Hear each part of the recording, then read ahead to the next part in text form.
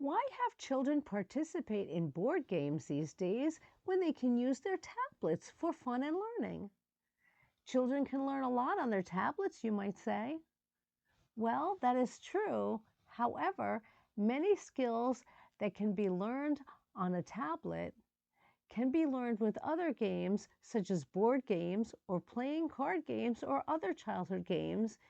And these skills not only include language and cognitive skills, but by using other types of games, you can add the development of social skills and motor skills while playing games such as board games. Remember, tablets are great for some things, but they don't provide opportunities for your child to manipulate his or her environment in the 3D world we live in. And most of the children I have observed play on their tablets individually and don't seem to want others to join in.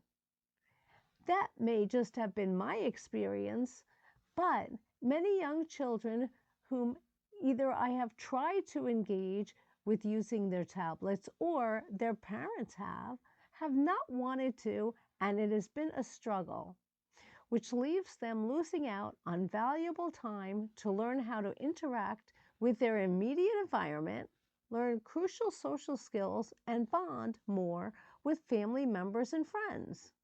Valuable therapy time has been lost due to children being glued to their tablets and being stubbornly resistant to engaging with others.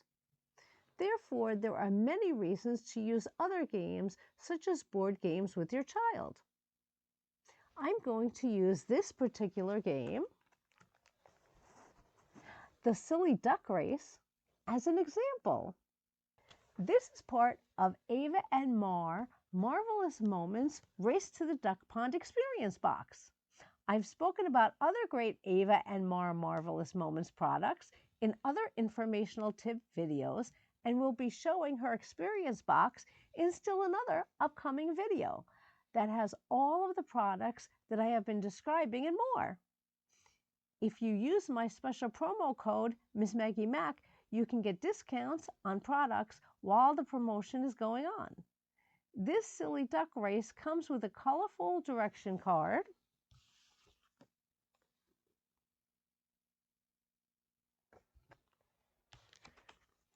spinner, and 6 colorful ducky movers: orange, blue, red, yellow, green, and pink. This fun game provides many opportunities for your child to follow a variety of directions, including counting up to 5, movement such as jumping jacks, marching, etc., naming something in various colors such as name something yellow, and doing pretend activities such as walking like a duck. Why is the ability to follow directions so important? When should my child start following directions? To answer these questions briefly for now, the ability to follow directions is a skill that starts out during the child's first year of life and needs to continue to develop throughout their lifetime.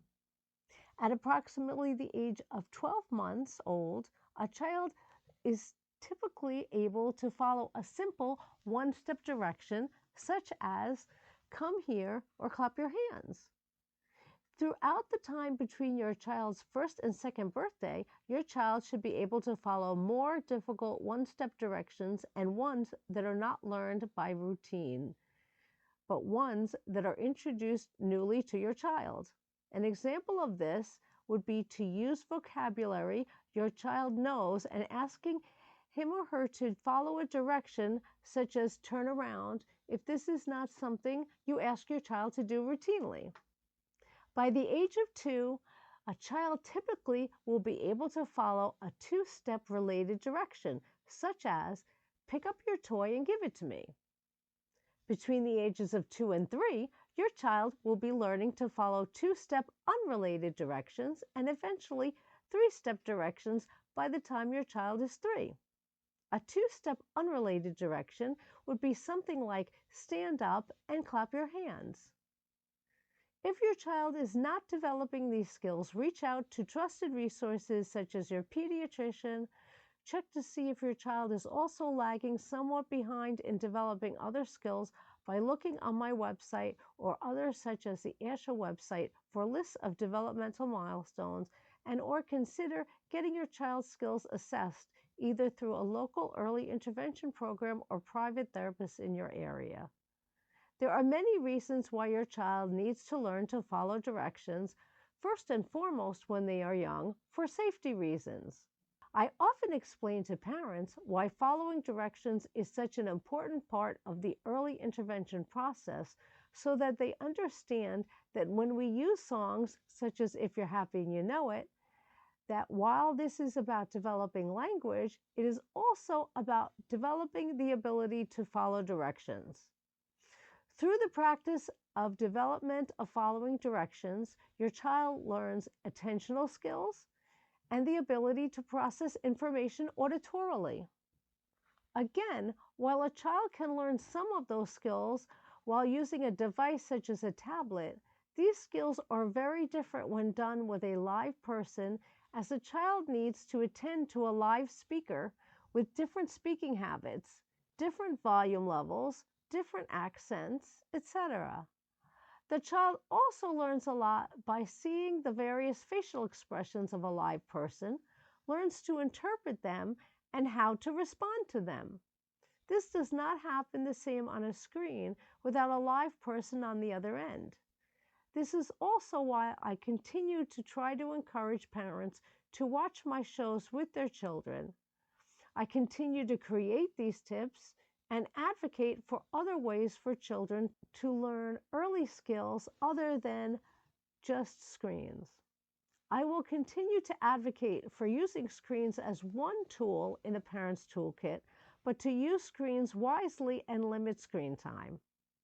I limited my son's screen time, and I used screens in very limited forms when I worked with the children I worked with over the years. I knew that most children were getting more than enough screen time at home, and I stressed working on a personal level with the children, developing trusted relationships with them through play predominantly with the younger children. When children enter preschool, they need to follow multi-step directions like get your coat on and stand in line. Preschool teachers need for children to be able to follow directions such as these independently in order to keep their classrooms under control. And that's for the safety of all children also. They do not have the staff available to help each child follow directions individually.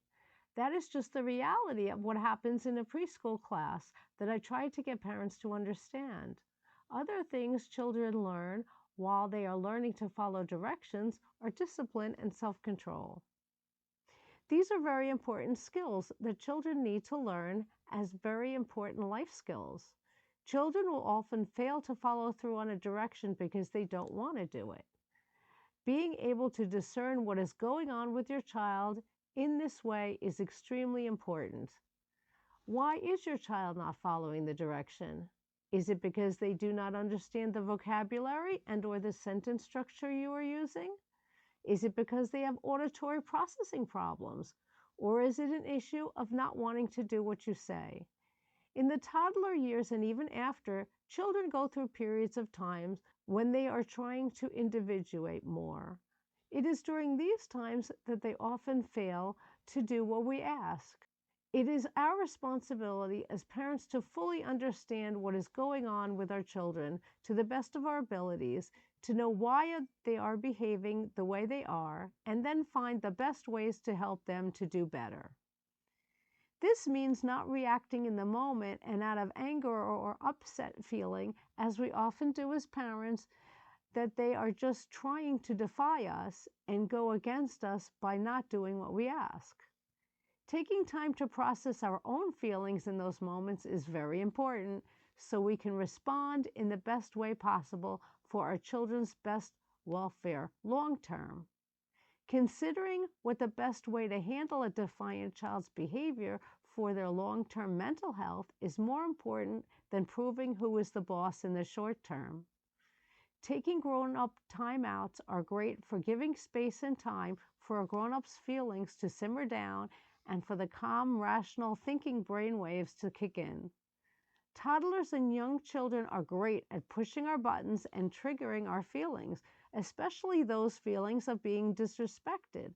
But we want to be the ones to model how we can remain calm, cool, and collected so they can learn those things from us. How we act in front of them speaks way louder than our words do. Remember the saying, actions speak louder than words. I gave a little introduction to the importance of direction following, but will be providing more information on this extremely important topic in the future. In the meantime, consider using board games such as Ava and Mar, Marvelous Moments, Silly Duck Race. And remember to use my special promo code when ordering, Miss Maggie Mack. Right now, they are taking orders by email. See the information in the video description below. That includes a link to her website so you can see more of her great products and her email address. She also has a Facebook page.